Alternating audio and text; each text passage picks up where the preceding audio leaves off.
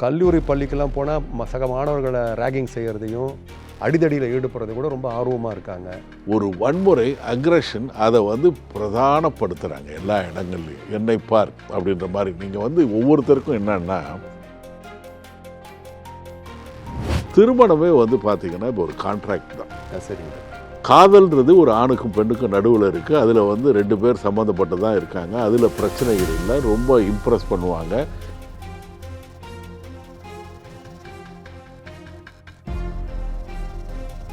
ஆனால் எல்லா திருமண வாழ்க்கையில் இருக்கிற அந்த திருமண வலயத்தில் இருக்கிற பிரச்சனைகள் எல்லாமே 3வது மனுஷால தான் வருது. இதை புரிஞ்சிக்கினாங்கன்னா அங்கே கருத்து வேறுபாடுக்கு இடமே இல்லை.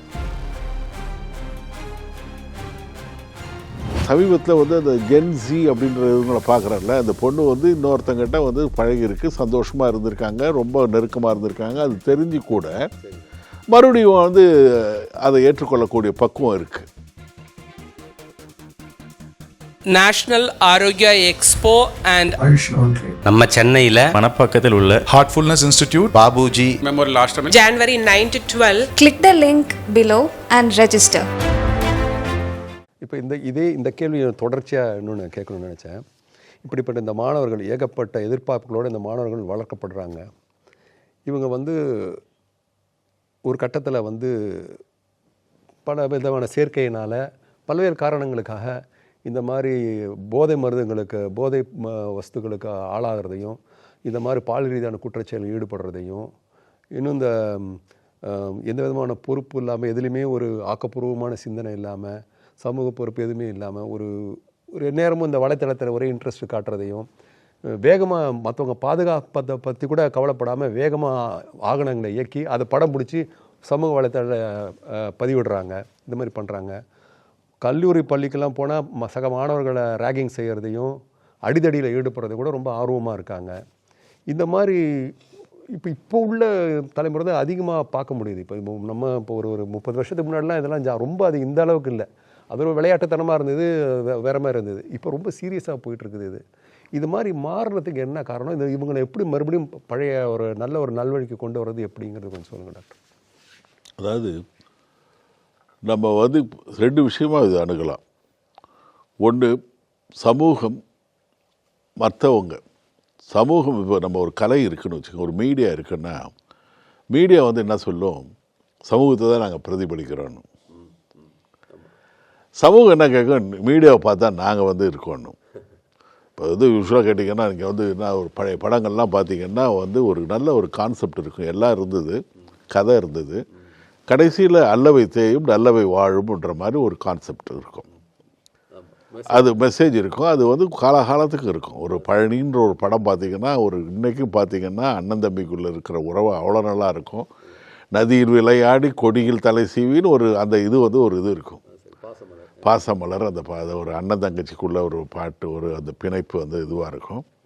இல்லை பழைய பாடல்கள் எந்த ஒரு கொலகாரனை கூட அந்த கொலகாரன் மாட்டுவான், அவனுக்கு ஒரு தண்டனை இருக்கும், அந்த மாதிரி ஒரு இதுவாக இருக்கும், ஒரு மாரல் இருக்கும், ஒரு இது நல்லது இருக்குன்ற ஒரு மெசேஜ் இருக்கும். இப்போ அந்த மாதிரி இல்லை. இப்போ அவனுக்கு கொலகாரம் பண்ணால் கூட அடுத்தது அவன் ரெடியாக இருக்கான். கேட்டால் டெக்னாலஜின்றீங்க, கிடையாது. இப்போ நீங்கள் பண்ணுறது கூட நீங்கள் பார்த்தீங்கன்னா, முன்னாடி கதை இருந்தது, நடுவில் சதை இருந்தது, இப்போ வதை தான் இருக்குது எல்லாமே. அதாவது ஒரு வன்முறை அக்ரஷன் அதை பிரதானப்படுத்துகிறாங்க எல்லா இடங்கள்லையும். என்னை பார் அப்படின்ற மாதிரி. நீங்கள் ஒவ்வொருத்தருக்கும் என்னன்னா அந்த நார்சிசம்னு ஒன்று இருக்குது. நான் மிகவும் அதிகமாக பாப்புலர் ஆகிறது வேற, இது நொட்டோரியஸாக ஆகிறது. என்னை பார், நான் இப்படி இருக்கேன், இந்த உலகத்துக்கு தன்னை வெளிப்படுத்தி கொள்வது. எந்த அளவுக்குன்னா, ஒரு பேட்டியில் ஒரு 5 நிமிஷம் பேட்டியில் வருவன்ற ஒரு காரணத்துக்காக தன்னுடைய வீட்டு பிரச்சனை, ஒரு சாதாரண பிரச்சனையை பெருசாக அலசுறவங்க. வாஷிங் த லினன் இன் பப்ளிக்ன்ற மாதிரி இருக்காங்க. ஒரு தப்பாக, அதாவது ஒரு சின்ன செல்ஃபி எடுத்து அது பயங்கரமான லைக்ஸை வாங்கணும்னு சொல்லிட்டு ஒரு உச்சத்தில் போய் நின்று அந்த மலை உச்சியில் எடுத்து அது கீழே விழுந்து செத்து போனவங்களாம் இருக்காங்க. என்னன்னா, எல்லார்கிட்டையுமே அதாவது இந்த உலகத்துக்கு நான் இருக்கேன் அப்படின்னு ஒரு சென்சேஷனலாக எதையாவது பண்ணணும், பாப்புலர் ஆகணும், இந்த மாதிரி ஒரு இதுக்காக என்ன வேணாலும் பண்ணுறாங்க. இது ஒரு காரணம். இந்த பைக் இருக்குல்ல, பைக்கில் வந்து நீங்கள் வந்து அதே வந்து இது என்னன்னா இது வந்து ஐயோப்பா எப்படிப்பா ஒரு 4 பேர் அவனை பார்ப்பான், என்ன பாருப்பா பயங்கரமாக இருக்குது, ரொம்ப கலாட்டாக பண்ணிட்டான், நம்ம ஏரியாவில் நீ வஸ்தாது இல்லை, அவனை கண்டாலே பயப்படுவாங்க. இதெல்லாம் முன்னாடிலாம் வந்து அவன் சரியில்லை அப்படின்னா அது ஒரு கெட்ட ஒரு இதுவாக இருக்கும். இப்போ வந்து அது ஒரு நல்ல விஷயமா வந்து நார்மலைஸ் பண்ண ஆரம்பிச்சிட்டோம். சமூகமே வந்து எல்லாத்தையுமே நார்மலைஸ் பண்ணுது. அதாவது தப்பு பண்ணா கூட அவனை கதாநாயகனா எடுத்துக்கிறாங்க, அவன் ஒரு ஹீரோ ஆயிடுறான், அவனை அதாவது மறந்துடுறாங்க. அது வந்து என்னன்னா அவனை ரசிக்கிறாங்க. இதுல எனக்கு புரியாத விஷயம் வந்து என்னன்னு புரியல. அதாவது எல்லா விஷயங்கள்லையும் ஒரு திருமண வாழ்க்கையில ஒரு நல்ல வந்து திருப்தியா இருக்கிற ஒரு பெண் குழந்தை இருக்கு, அது வந்து ஒரு 7-8 வருஷமாக வாழ்ந்துன்னு இருக்காங்க, ஒரு பிரச்சனை கிடையாது, நல்ல சந்தோஷமாக இருக்காங்க, அவரும் நல்லா இருக்கார், ஒரு வாழ்க்கையில் ஒரு மன வாழ்க்கையில் இல்லற வாழ்க்கையில் கூட எதுவும் பிரச்சனை இல்லை. திடீர்னு பார்த்தா வந்து ஒரு சம்மந்தமே இல்லாத ஒரு 3வது நபர் வந்து அவன் வந்து ஒரு வேலை செய்கிற ஒரு கடையில் வேலை செய்கிறவன், அது சம்மந்தமும் கிடையாது, அவங்ககிட்ட ஒரு பழக்கம் ஏற்பட்டு அது கூட நான் வந்து இல்லை வந்து புரிஞ்சிக்க முடியுது. அதுக்காக அந்த கல்லை தூக்கி போட்டு அவனுடைய தலையில் போட்டு இல்லை அந்த குழந்தைய இது பண்ணிவிட்டு கொண்டுட்டு போயிட்டாப்புல. இது வந்து என்னன்னா இப்போ வந்து அந்த ஒரு எதுவுமே இந்த உணர்ச்சிக்கு ஒரு உணர்வுக்கு ஒரு வாழ்க்கைக்கு மதிப்பே இல்லை. இந்த நேரம் இம்மீடியட்டாக இது எனக்கு அடைஞ்சால் போதும், அதுக்காக நான் எந்த விலையும் கொடுப்பேன். சாதாரண விஷயங்களுக்கு வந்து மிக அசாதாரணமான ஒரு நடத்தையை வெளிப்படுத்தி கொண்டு இருக்கிற உலகமாக இருக்குது. அது வந்து அதாவது கான்சிக்வன்சஸை யோசிக்காமல் எல்லாருமே வந்து ஒரு விளம்பரப்படுத்தி கொண்டு இருக்கிறோமா என்னவோ தெரியல. அது ஒரு மனப்பான்மை, அது ஒரு காரணம். நிறைய வந்து நம்மளுடைய ரோல் மாடல்ஸும் குறையுது, நம்மளுடைய மீடியாஸும் கொஞ்சம் வந்து இது பண்ணணும். நல்ல விஷயங்கள்லாம் வந்து கொஞ்சம் அது கொண்டாடப்பட வேண்டிய நிலைமையில் இருக்கிறோம். இது ஒரு மாறும். இப்போது டாக்டர் இன்னொரு வேறு ஒரு பகுதிக்கு நம்ம போகிறோம். அதாவது இப்போது இந்த மத எல்லைகளுக்கு அப்பாற்பட்டு ஏழை பணக்காரன்ற வித்தியாசம் இல்லாமல் இன்றைக்கி அநேகமான பெருவாரியான மக்கள் வந்து பார்த்திங்கன்னா இந்த ஜோதிடம் பரிகாரன்ற ரொம்ப நம்பிக்கை வச்சுருக்காங்க, ரொம்ப ஆர்வமாக இருக்காங்க. இதுக்கு வந்து இந்த மதம் அந்த மதம்னு அவசியம் இல்லை, எல்லாருமே அதை ஃபாலோ பண்ண ஆரம்பிச்சிட்டாங்க. இப்போது தங்களுடைய பிள்ளைங்களுக்கு கல்யாணம் பண்ணணும், திருமணம் செஞ்சு வைக்கணும்னு ஒரு கட்டம் வரும்போது இவங்களில் நிறைய பேர் வந்து பார்த்திங்கன்னா ஜாதக பொருத்தம் பார்த்து கல்யாணம் செய்யணுங்கிறத வந்து ஒரு கட்டாயமாக வச்சுருக்காங்க, அதை கரெக்டாக ஃபாலோ பண்ணுறாங்க. ஆனால் இதே பெற்றோர்கள் தங்களுடைய பிள்ளைகளுக்கு அந்த மணமகனுக்கும் அந்த மணமகளுக்கும் மனப்பொருத்தம் இருக்கா, மன ரீதியாக அவங்களுக்கு ஒருத்தர் ஒரு நல்ல அண்டர்ஸ்டாண்டிங் வரத்துக்கு சேர்ந்து வாழ்வாங்களா, இந்த திருமணம் நீடிக்குமா அப்படிங்கிறதுக்காக ஒரு மனநல ஆய்வு, ஒரு சைக்கலாஜிக்கல் ஸ்க்ரீனிங் செய்யணும், ஒரு ஆலோசனை பெறணும், ஒரு தகுந்த ஒரு மனநல மருத்துவர்கிட்ட ஒரு ஆலோசனை, அவங்கள 2 பேரும் ஒரு கவுன்சிலிங் மாதிரி பண்ணி ஒரு சைக்கலாஜிக்கல் ஸ்க்ரீனிங் பண்ணுங்கிற ஒரு அவேர்னஸ் இப்போ இல்லை. அது மாதிரி இப்போ யாருமே செய்கிறது, அது மாதிரி ஒரு கடைப்பிடிக்கப்படுறதில்ல. இது கூட ஒரு மன முறிவுகளுக்கு ஒரு காரணமாக இருக்குமோ என்னமோ தெரியல. இதை பற்றி உங்கள்கிட்ட கேட்டு தெரிஞ்சுக்கணும். அது இந்த ஜோதிடம் ஜாதகம்லாம் வந்து பார்த்திங்கன்னா இது வந்து சில நம்பிக்கைகள். அதாவது இந்த நம்பிக்கைகள் வந்து ஏன் வருதுன்னு பார்த்திங்கன்னா, நார்மலாக போயின்னு இருக்கேன், நார்மலாக இருக்கும் பொழுது எனக்கு வந்து என்னுடைய எதிர்பார்ப்புகள்லாம் ஏமாற்றங்களாக இருக்குது. எதையாவது வந்து நம்பி இருந்து அது வந்து அந்த காரியம் முடிஞ்சதுன்னா அது மேலே எனக்கு ஒரு ஈர்ப்பு வருது. 2வது, நான் சமூகத்தில் பார்க்குற வெற்றி அடைந்தவர்களுடைய அவங்களுடைய ஹேபிட்ஸ்லாம் பார்த்திங்கன்னா அவங்க வந்து ஃபாலோ பண்ணுறாங்க. அவர் ஒரு குறிப்பிட்ட கோயிலுக்கு போகிறாரு, குறிப்பிட்ட ஜோசியரை பார்க்குறாரு, அவருக்கு வந்து அரசியல் செல்வாக்கு ஜாஸ்தியாக இருக்குது, அவருக்கு பயங்கர பிஸ்னஸ் இருக்குது, இந்த மாதிரி இதெல்லாம் வந்து அவரை வந்து பின்பற்றி, ஏன்னா இவங்க வந்து சக்ஸஸ்ஃபுல்லானாங்க, இவங்களுடைய பழக்க வழக்கங்களை நம்மளும் வந்து பின்பற்றலாம்னு சொல்லிட்டு அப்படி வர்றது சொல்லி கொடுக்குற ஒரு விஷயம். ஆனால் இது வந்து பார்த்திங்கன்னா இதில் வந்து ஒவ்வொன்றுத்துக்கும் ஒரு பரிகாரம் இருக்குது. அதே ஜோசியம் வந்து நீங்கள் 2 பேர்கிட்ட கொடுத்தீங்கன்னா இது வந்து 10 கட்டமும் பிரமாதமாக இருக்குன்னு 10க்கு 10ன்னுவாங்க.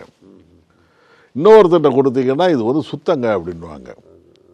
அதாவது வந்து பயங்கரமான இது வந்து ஸ்லேடைகள்லாம் இருக்குது, பூராடாது நூலாடாது அந்த மாதிரிலாம் வந்து பயங்கரமான இது சொல்லுவாங்க, தகப்பனை அடிச்சிடும், இது வந்து ஒரு இந்த மாதிரிலாம் வந்து நிறைய அது வந்து எது அவங்களோட மனநிலைக்கு ஏற்ற மாதிரி நம்பிக்கைகள் உங்களுக்கு நல்லது கொடுத்ததுன்னா வச்சிருங்க, அதுலேயும் எல்லைகள் தாண்டாமல் இருங்க. இது மனோ இது பகுப்பாய்வுன்றது பார்த்தீங்கன்னா திருமணமே வந்து பார்த்தீங்கன்னா இப்போ ஒரு கான்ட்ராக்ட் தான். காதல்ன்றது ஒரு ஆணுக்கும் பெண்ணுக்கும் நடுவில் இருக்குது. அதில் வந்து 2 பேர் சம்மந்தப்பட்டு தான் இருக்காங்க. அதில் பிரச்சனைகள் இல்லை. ரொம்ப இம்ப்ரெஸ் பண்ணுவாங்க. அந்த காதலனை வந்து அவன் ஒரு அடிமை மாதிரி வந்து இம்ப்ரெஸ் பண்ணுவான். இவரை மாதிரி வந்து ஒருத்தர் கிடைக்காதுன்னு அந்த பொண்ணு நினைக்கும். இல்லை அந்த பொண்ணு மாதிரி நமக்கு கிடைக்காதுன்னு இவன் நினைப்பான். அழகான முகமூடிகள் அங்கே இருக்கும். இந்த மாதிரி ஒரு டாலரேட் பண்ணுறாங்க, இது தெரியாது அப்படின்ற மாதிரி இருக்கும். திருமணம்னு வரும்பொழுது அங்கே 2 பேர் மட்டும் இல்லை, அந்த மகனும் அந்த பெண்ணும் ஆணும் சார்ந்த குடும்பம், சூழ்நிலை, கலாச்சாரம், வேலை செய்கிற இடம் எல்லாம் வந்துடும். அங்கே தான் பிரச்சனை வருது. 3வது மனிதர்கள் வருவாங்க, தவிர்க்க முடியாது. 3வது சூழ்நிலை வரும், 3வது வேலை செய்கிற இடம் வரும். இதில் வந்து பார்த்திங்கன்னா நல்ல கருத்து தான் வந்து நான் வந்து மனோ இதில். ஆனால் எப்போ பிரச்சனை வருதுன்னு சொல்ல முடியாது.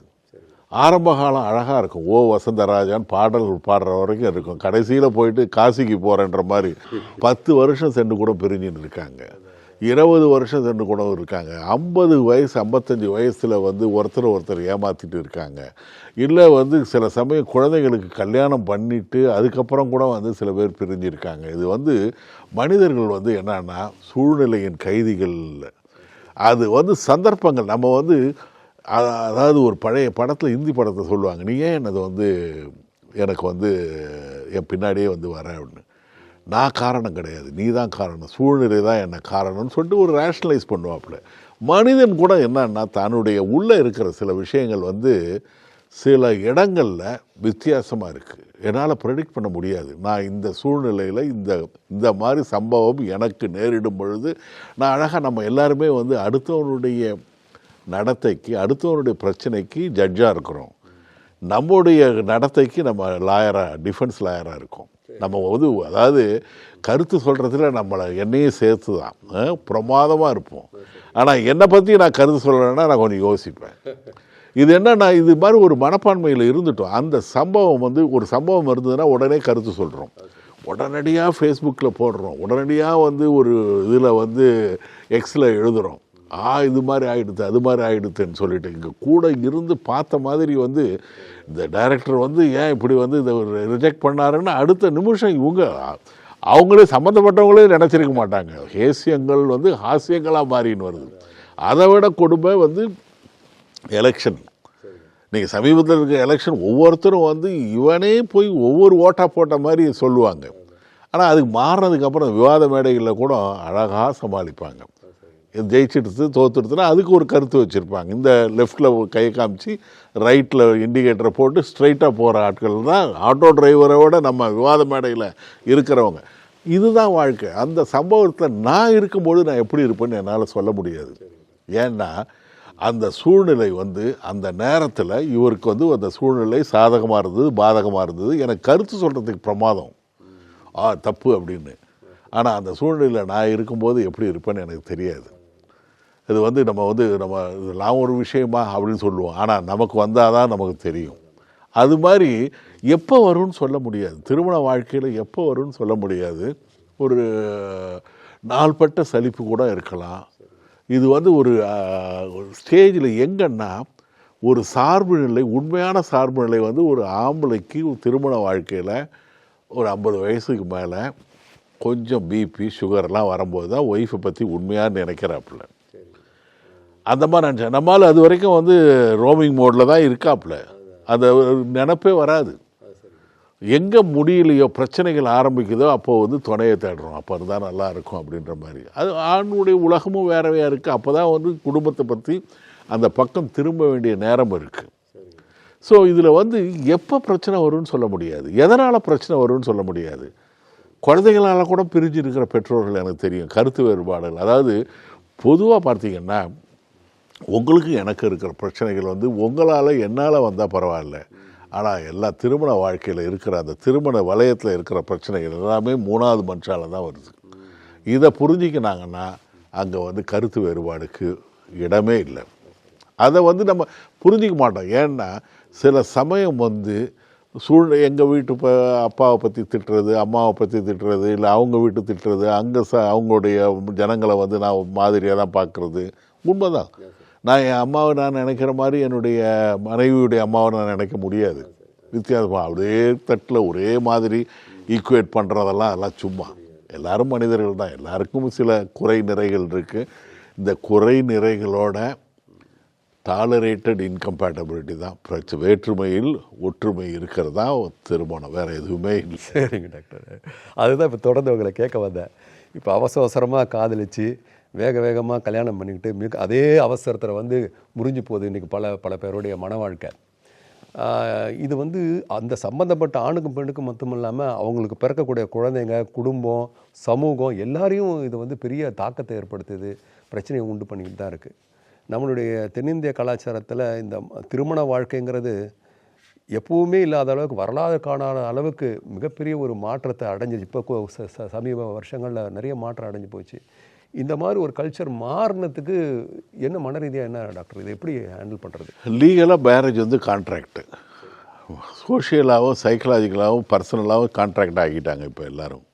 இப்போ எல்லாருக்குமே என்னென்னா ஒரு வித்தியாசமாக இருக்குது. எனக்கு வந்து நான் வந்து ஒரு போஸ்ட் கிராஜுவேட்டாக வரும்போது ஒரு செமினார் மேரேஜ் பற்றி பண்ணும்பொழுது நான் இதான் சொன்னேன். இனி வரும் காலங்களில் வந்து திருமணம் வந்து குறையலாம், லிவிங் டுகெதர் வரலாம், my children your children are playing with our சில்ட்ரன்ற நிலைமை வரலாம் அப்படின்ற மாதிரி அது கொஞ்சம் லிவிங் டுகெதர் வந்துன்னு இருக்குது. என்னென்னா ஒவ்வொருத்தருக்கும் தனிப்பட்ட உணர்வுகள் இப்போ வந்து அதிகமாக இருக்குது.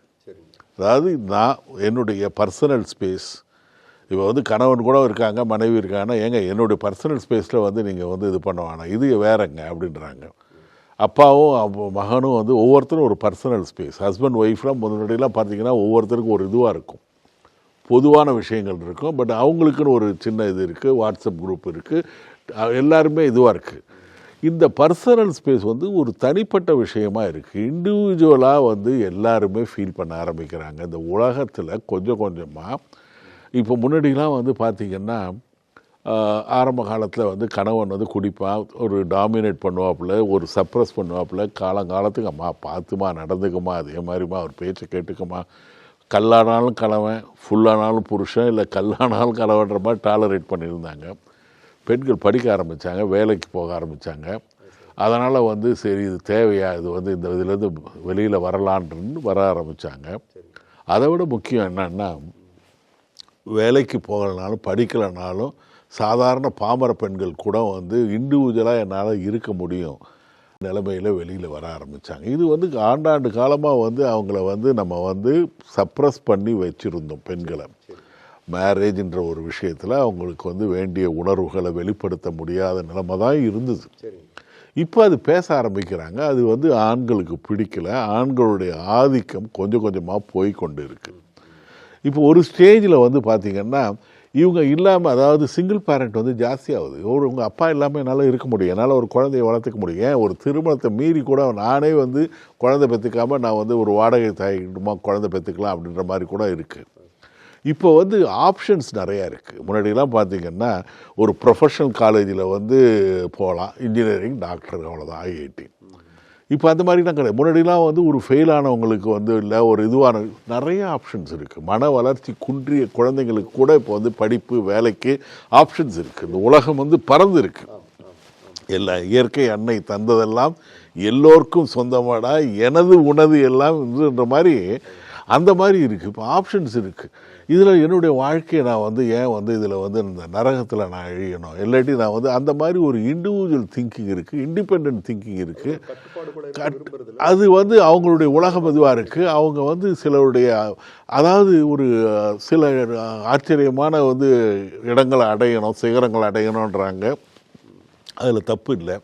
ஆனால் அதில் வந்து தனிமை கொஞ்சம் வந்து இருக்கான்னு தெரியல. என்னன்னா அடிப்படையில் வந்து மேரேஜில் வந்து ஒரு சார்பு நிலை உருவாக்குறோம். ஒரு சமூக கட்டமைப்பில் வரக்கூடிய விஷயங்கள் வந்து இண்டிவிஜுவலாக சூஸ் பண்ணுறதில் சில சமயம் தவறுகள் வரலாம்.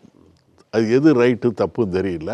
பட் ஆனால் அந்த லிவிங் டுகெதர் வந்து இப்போ கொஞ்சம் அதிகமாக போயின்னு இருக்குது. இது வந்து இப்போ நம்ம ஒரு பழைய பஞ்சாங்கம் மாதிரி அதை ஒரு கமெண்ட் பண்ணலாம், இதெல்லாம் தப்பு ரைட்டோன்னு தெரியல. இப்போ எல்லாருமே வந்து ஒரு பர்சனலாக வந்து அவங்களுடைய ஃபினான்ஷியல் மேனேஜ்மெண்ட் தனியாக இருக்குது. என்னால் இயங்க முடியும், இருக்க முடியும்.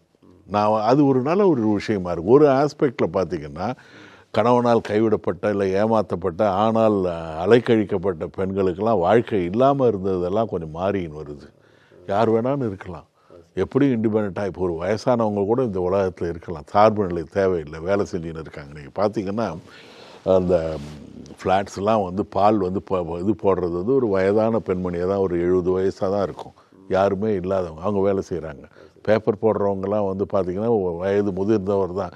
அவங்களும் வந்து இப்போ இண்டிவிஜுவலாக ஏன் நான் இது மேலே வந்துட்டு என் பிள்ளைகிட்ட இருக்கணும், அவன் வந்து பேச்சை வாங்கணும், என்னை திட்டுறான், எங்கேயாவது நான் ஒரு வேலை செஞ்சுட்டு போகிறேன். அந்த ஒரு மனப்பான்மை வந்து ஒரு வித்தியாசமான ஒரு வரவேற்கக்கூடிய ஒரு மனப்பான்மைன்னு கூட சொல்லலாம். நம்ம வந்து அதாவது சமூக கட்டமைப்பு மாறிக்கின்னு வருது. அது வந்து எந்த மாதிரி விளைவுகளை ஏற்படுத்தும் அது வந்து காலம்தான் தீர்மானிக்கணும். ஏன்னா இப்போ எல்லாமே வந்து ரீப்ளேஸ் ஆகின்னு வருது. இதில் வந்து சூழல் மாறும் பொழுது கொஞ்சம் வந்து சில விஷயங்கள் மாறத்தான் வரும். இதில் வந்து திருமணம் வந்து குறையுது. இப்போ கல்யாணம் பண்ணிக்கிற வயசே அதிகமாகின்னு இருக்குது, கொஞ்சம் கொஞ்சமாக மாறிக்கொண்டு வருது. இது இப்போ இதனுடைய தொடர்ச்சியாக கேட்குறேன். இப்போ இந்த திருமண உறவில் இருக்கிற இந்த ஆணும் பெண்ணும் அவங்க அந்த உறவில் இருக்கும்போதும் சரி, பிரியணுங்கிற கட்டவரமும் சரி, பிரிஞ்ச அப்புறமும் சரி, தங்களுக்கு ஏற்படக்கூடிய இந்த மன ரீதியான பிரச்சனைகளுக்கு ஒரு தகுந்த மருத்துவ ஆலோசனையை பெறணும், ஒரு சைக்காட்ரிஸ்ட் வந்து பார்க்கணுங்கிற மாதிரி ஒரு அவேர்னஸோ ஒரு அவசியமோ இது வரைக்கும் பெருசாக இருக்கிறதா தெரியல டாக்டர். யாரும் இப்போ வந்து இப்போ பெருசாக பார்க்குறதில்ல. முக்கியமாக ஏழை ஜனங்க இப்போ ஒருத்தங்க இந்த வசதியை பயன்படுத்திக்கிற மாதிரி நமக்கு வேணும், நம்ம பிள்ளைங்களுக்கு தேவைப்படுன்னு நினைக்கக்கூடிய ஒரு வசதி இல்லாதவங்க இந்த அரசாங்க பொது மருத்துவமனையில் போய் இதை மாதிரி பயன்படுத்தக்கூடிய வசதிகள் அங்கே இல்லை. இப்போ அது மாதிரி வசதிகள் அங்கே இருக்கிறதா தெரியல. இதை பற்றி நீங்கள் கொஞ்சம் சொல்லுங்கள். இல்லை, அதாவது எனக்கு வந்து இந்த இடத்துல நான் ஒரு மாறுபட்ட கருத்தாக இருக்கேன். என்னென்னா போன ஜென்மத்தில் போன தலைமுறையில் இருக்கிற மனிதர்கள்லாம் வந்து ஒரு பையன் வந்து ஒரு பொண்ணை லவ் பண்ணான்னா அந்த பொண்ணு வந்து லவ் பண்ணலைன்னா ஒருதலை காதலில் வருத்தப்படுவான். இல்லை லவ் பண்ணிவிட்டு அந்த பொண்ணு வந்து விட்டுடுத்துன்னா வந்து கஷ்டப்படுவான், வருத்தப்படுவான். அல்லது வந்து வேற ஒரு பொண்ணு கல்யாணம் பண்ணுறது எங்கிருந்தாலும் வாழ்க அப்படின்ற மாதிரிலாம் இது பண்ணுவானுங்க. இந்த மாதிரிலாம் இருந்தது. இப்போ வந்து இருக்கிறது வந்து இப்போ ஒரு சமீபத்தில் வந்து அந்த ஜென்சி அப்படின்றவங்களை பார்க்குறேன்ல, அந்த பொண்ணு வந்து இன்னொருத்தங்கிட்ட வந்து பழகிருக்கு, சந்தோஷமாக இருந்திருக்காங்க, ரொம்ப நெருக்கமாக இருந்திருக்காங்க. அது தெரிஞ்சு கூட மறுபடியும் வந்து அதை ஏற்றுக்கொள்ளக்கூடிய பக்குவம் இருக்குது. அது வந்து முன்னாடி கிடையாது, தெரியாமல் வந்து இது பண்ணோம். இப்போ இருக்கிற யங்ஸ்டர்ஸ் வந்து தெரியல, இதை வந்து ஒரு சாதாரணமாக எடுத்துக்கிறாங்க. சரி இப்போதுக்கு ரைட், உனக்கு ஒன்று ஒரு உன் பாஸ்ட்டை பற்றி நான் நினைக்கல, இனிமேல் இருந்தால் நல்லாயிருக்கும் அப்படின்ற மாதிரி இது ஒரு நல்ல ஒரு விஷயமா வந்து தெரியுது. முன்னாடிலாம் உன் பாஸ்ட்னா நம்மால் வந்து பழைய ஆள் வந்து அதுவும் எல்லாம் கேட்டு இருப்பாங்க, உனக்கு நீ யாரையாவது லவ் பண்ணியிருக்கியா, உனக்கு மாமா பையன் இருக்கானா, ஒன்று அவங்ககிட்ட பேசிட்டு இருந்தீங்க. நிறைய தமிழ் படத்தை கூட அவங்க பாதி வந்து வரும் பாஸ்ட் தான் நோண்டிக்கிட்டு இருப்பாங்க பழைய காலத்தில். இப்போ இருக்கிற இளைஞர்களுக்கு வந்து தெரியல. இப்போ வந்து ரிலேஷன்ஷிப்ஸே வந்து ரீடிஃபைன் பண்ண வேண்டிய நிலைமையில் இருக்கிறோம். எது வந்து இதுவோன்ற மாதிரி டாலரன்ஸ் ஜாஸ்தியாக இருக்கா அவங்க. அதாவது முன்னாடிலாம் பார்த்தீங்கன்னா அது ஒரு பெரிய விஷயம் கிடையாதுன்ற மாதிரிலாம் வருது. இன்னும் ஆச்சரியமான ஒரு விஷயங்கள்லாம் வருது இப்போ யங்ஸ்டர்ஸ்கிட்ட. அப்படி ஒன்று அது ஒரு பெரிய விஷயம் இல்லை. ஒருத்தர்கிட்ட ஏற்கனவே பழகியிருக்கேன், ஒரு 4 பேர்கிட்ட பழகியிருக்கேன், 4 ஃப்ரெண்ட்ஸ் இருந்திருக்கேன், இப்போ நான் இவனை கல்யாணம் பண்ணி போகிறேன், அவனுக்கு தெரியும். முன்னாடிலாம் அது கிடையாது. கல்யாணம் இதில் வந்து நீ அவன்கிட்ட பழகினியான்னு சொல்லிட்டு இடைவேளை விட்டுட்டு அப்புறம் வேற அதுக்கு மேலே ஒரு சோக பாட்டை வேற போட்டுருவீங்க. இப்போ அது மாறின்னு இருக்குது. தெரியல, இது வந்து ஒரு அதாவது இனி வரப்போகிற விஷயங்கள் வந்து எப்படி வருது, எந்த மாதிரி ஷேப் ஆகுன்றது. அதுவும் வந்து நீங்கள் பார்த்தீங்கன்னா முன்னாடிலாம் லவ் பண்ணுறதுக்கு ரொம்ப சிரமப்படணும். ஒரு பஸ் ஸ்டாண்டில் போய் நிற்கணும், ஒரு லவ் லெட்டர் கொடுக்குறதுக்கு ஒருத்தன் இருக்கணும். இப்போ நேராக கேட்குறான், நேராக முடிக்கிறான். ஆப் இருக்குது, ஒன் டே ஆப்லாம் வேறு வருது. இப்போ முன்னாடிலாம் வந்து இதுக்கெல்லாம் அந்த இடைத்தரகர்கள்லாம் எடுத்துட்டாங்க. நேராக போய் அதாவது சாட்சியெலாம் கிடையாது, சண்டைக்காரன்கிட்டே நேராக பார்க்குற மாதிரி ஆக்கிட்டாங்க. இது எந்த மாதிரி நிலைமைக்கு போகுதோன்றது பொறுத்துன்னு தான் பார்க்கணும். இப்போ வந்து சொல்கிறது வந்து ஒரு ஹைப்போதெட்டிக்கலாக இருக்கலாம், அது வந்து என்னுடைய பயஸ் இருக்கலாம், அது வந்து நம்ம பழைய ஆளுன்றதால இது வந்து இப்படி இல்லை தெரியல. இது வந்து எந்த மாதிரி ஒரு சூழ்நிலையை சமூகத்தை அந்த எத்திக்கல் இஷ்யூஸோ இல்லை மாரலிஸ்டிக் இஷ்யூஸோ இல்லை செக்ஸே ஒரு திரும்ப வந்து ஒரு ரீடிஃபைன் பண்ண வேண்டிய நிலைமையில் இருக்கிறோமான்னு தெரியல. இது மாதிரி மனநல பிரச்சனைகள் இப்போ மன வாழ்க்கையிலையோ இல்லை இது மாதிரி இப்போ பிள்ளைங்கள் வந்து இது மாதிரி ஒரு தற்கொலை மனநிலையில் இருக்கிற பிள்ளைங்களுக்கோ உங்களை மாதிரி உள்ள மருத்துவர்கள் அணுகுனா சொல்யூஷன் கிடைக்க மாட்டேற உங்களால் அதை வந்து ஹேண்டில் பண்ணி அதை சரிப்படுத்த முடியுமா? இதில் வந்து என்னன்னா ஒரு சைக்காட்ரிஸ்ட்னும்போது ஒரு எம்பத்தட்டிக் அண்டர்ஸ்டாண்டிங் இருக்கணும். அதாவது என்னுடைய ப்ரொஃபஸர் சொல்லுவார், ஒரு பிரச்சனையை அணுகும் பொழுது நீ வந்து அவனுடைய பார்வையில் பாரு, உனக்கு வந்து இதுவாக இருக்கும், வேதனை தெரியும். ஒரு ப்ரிஸ்கிரிப்ஷன் பண்ணும்போது கூட வந்து உனக்கு சொந்தக்காரங்களுக்கு பண்ணுற மாதிரி பண்ணு, அப்புறம் கொஞ்சம் அதிகமாக இழுத்து விட்டுற அந்த மாத்திரைகளை இல்லை விலை ஜாஸ்தியான தேவையில்லாத இன்வெஸ்டிகேஷன்ஸோ அது மாதிரின்னு. இப்போ இந்த மாதிரி வந்து பண்ணும்பொழுது வந்து அதாவது சம்பவங்களில் நம்ம வந்து இது பண்ண முடியாது. ஒரு டாக்டர்ன்ற போது ஒரு சைக்காட்ரிஸ்ட் எல்லாத்தையும் இது பண்ண முடியாது. பிரச்சனைகள் அதாவது என்னன்னா இந்த ஒரு பிரச்சனையோடு வந்து இருக்கும்பொழுது அதுக்கு தீர்வு இல்லை. நான் வந்து என்னுடைய சூழல், என்னுடைய கலாச்சாரம், என்னுடையக்குன்னு இருக்கக்கூடிய தனிப்பட்ட மாச்சரியங்கள் அங்கே இல்லை. நான் தனிப்பட்ட ஒரு ஆளாக இருந்தேன்னா என்னுடைய பயஸ் வரும். Psychiatrist cannot be judgmental. இந்த பிரச்சனையோடு வரக்கூடிய அந்த பெண்ணுக்கு வந்து இந்த மாதிரி மல்டிபிள் ஆப்ஷன்ஸ் இருக்குது. இதில் உனக்கு என்ன பிடிச்சிருக்கோ அதை சூஸ் பண்ணு. இதை சூஸ் பண்ணினா இது கான்சிக்வன்ஸ், இதை சூஸ் பண்ணினா இது கான்சிக்வன்ஸ், இதை சூஸ் பண்ணினா இது இல்லை, எதுவுமே இல்லை. You have to accept. அந்த மைண்ட்ஃபுல்னஸை சொல்லுவாங்கள்ல, முதல்ல உன் பிரச்சனையை பற்றி பிகம் அவேர். உனக்கு முதல்ல தெரிஞ்சுக்கோ. ஒரு எதுவுமே இல்லாமல் நேரடியாக ஒரு நிம்மதியான ஒரு மனப்பான்மையோட அதை அட்டென்ஷன் கொடு. நான் ஜட்ஜ்மெண்ட்டில் அதை புரிஞ்சுக்கோ. அப்புறமா அதுக்கு தீர்வு இருந்தால் யோசிச்சுப்பார், அதில் ஏதாவது ஒன்று சூஸ் பண்ணு, இல்லாட்டி அக்செப்ட் பண்ணிக்கோ. வாழ்க்கையை நடத்து, அடுத்த லெவல் போ. இதில் வந்து அக்செப்ட் பண்ணி தான் ஆகணும். என்னுடைய வந்து இப்போ சப்போஸ்னால் ஒரு ஃபெயிலியர் ஆச்சு, யாராவது இறந்துட்டாங்க, அக்செப்ட் பண்ணி தான் அழுது புரண்டு காலம் மாறிக்கொண்டா கூட நான் அக்செப்ட் பண்ணி தான் ஆகணும்.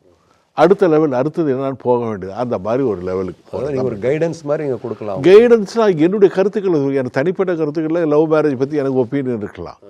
தனிப்பட்ட கருத்துக்கள் 2வது மேரேஜ் பற்றி எனக்கு ஒப்பீனியன் இருக்கலாம்.